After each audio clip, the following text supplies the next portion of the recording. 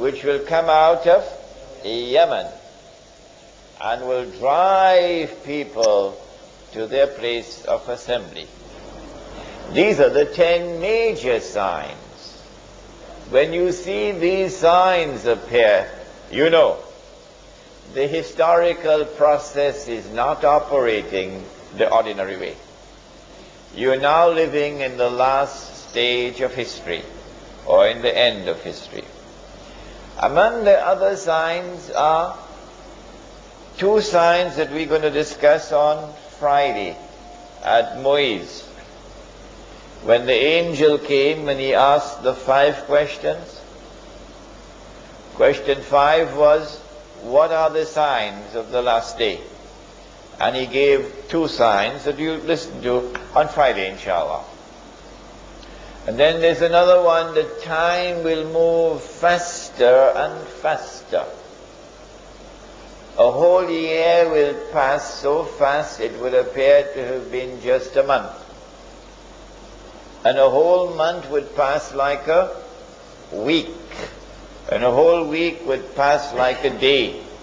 And a whole day would pass like an hour. And a whole hour would pass like the amount of time it takes to kindle a fire. Out there in New York where I live, time moves very fast. Very fast. I don't know about Singapore, but out there is moving very fast.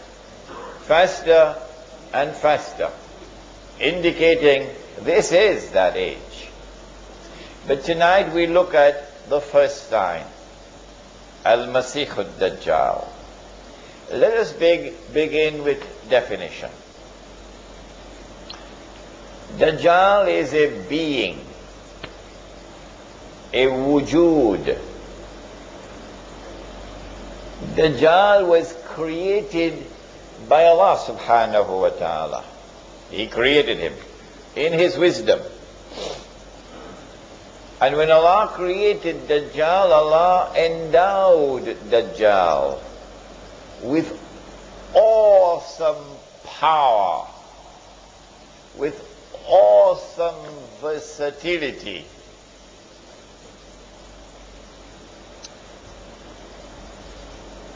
And Dajjal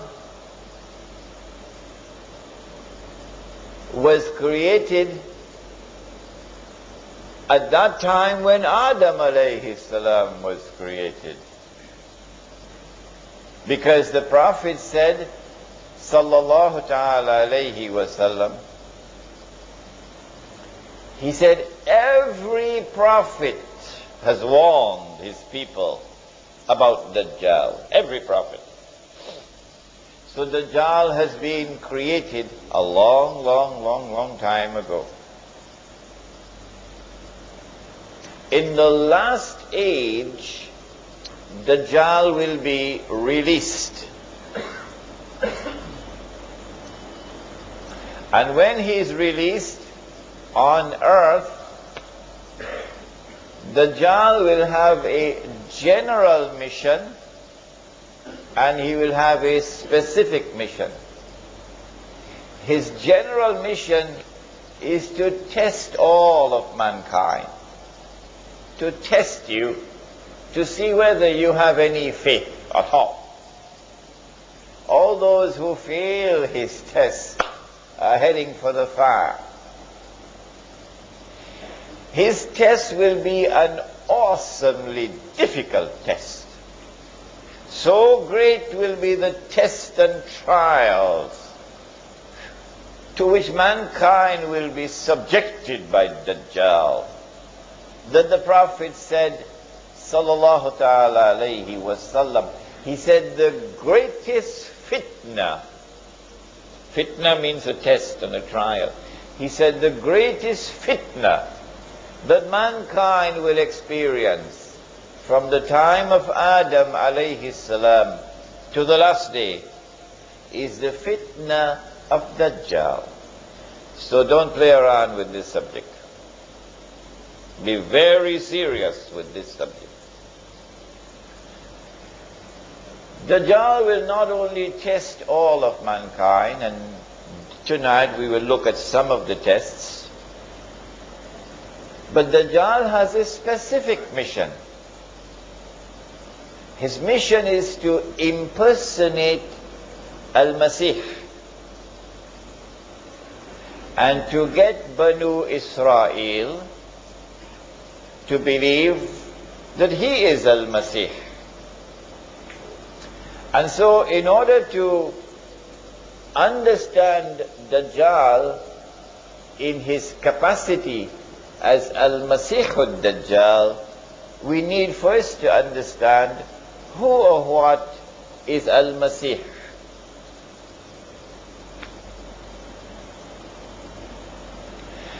After Banu Israel had lived in the Holy Land, which Allah had given to them,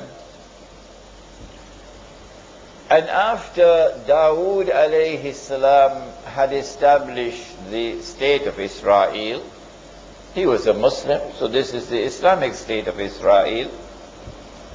And after Sulaiman alayhi salam had raised it until it became the most magnificent state that history will ever witness. After Sulaiman alayhi salam had built the masjid, and therefore after Banu Israel had experienced, take note of this, after Banu Israel had experienced the golden age,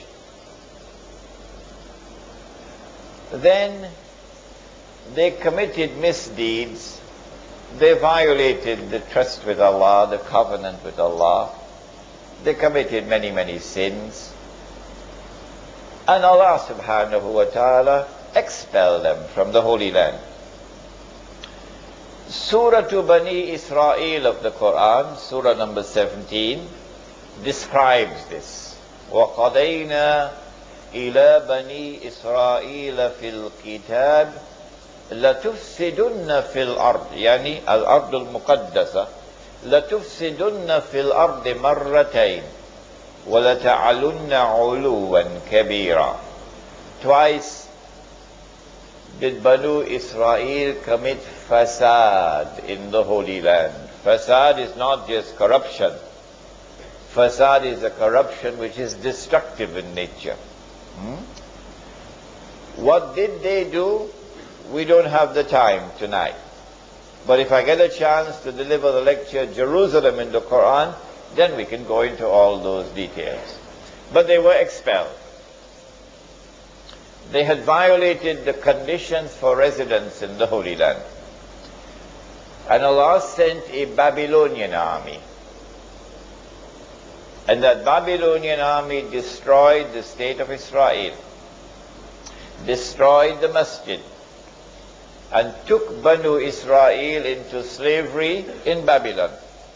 Babylon is in today's modern day Iraq, in that territory. All right. And so the golden age has come to an end. While Banu Israel were there in Babylon, weeping by the rivers of Babylon,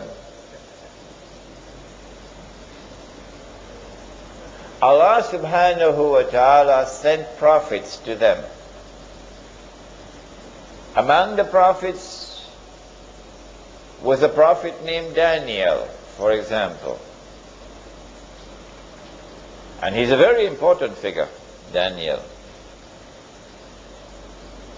When these prophets came to Banu Israel in Babylon, these prophets communicated to Banu Israel a promise from Allah to them. The promise was that He was going to send to them a prophet who would be a special prophet, because this prophet would bring back the golden age. The golden age was one in which Sulaiman alayhi salam and the state of Israel ruled the world. It was the ruling state of the world. And when this prophet comes, he will bring that back. He will rule the world. from Jerusalem. This prophet, special prophet to Banu Israel, this prophet was known as Al-Masih. The meaning of the word is not relevant here. The significance of the word is what is relevant. The functions of Al-Masih is to bring back the golden age, to rule the world from Jerusalem. In order for the Messiah to bring back the golden age, the implication is, number one, this is clear as an implication, number one, he would first have to liberate the Holy Land from Gentile rule, non-Jewish rule. Number two, he will have to bring Banu Israel back to the Holy Land. Number three, he will have to restore the state of Israel. And number four, that Israel must grow until it becomes the ruling state in the world, and that Messiah must rule the world from Jerusalem. Only then will the golden age of Sulaiman alayhi salam return.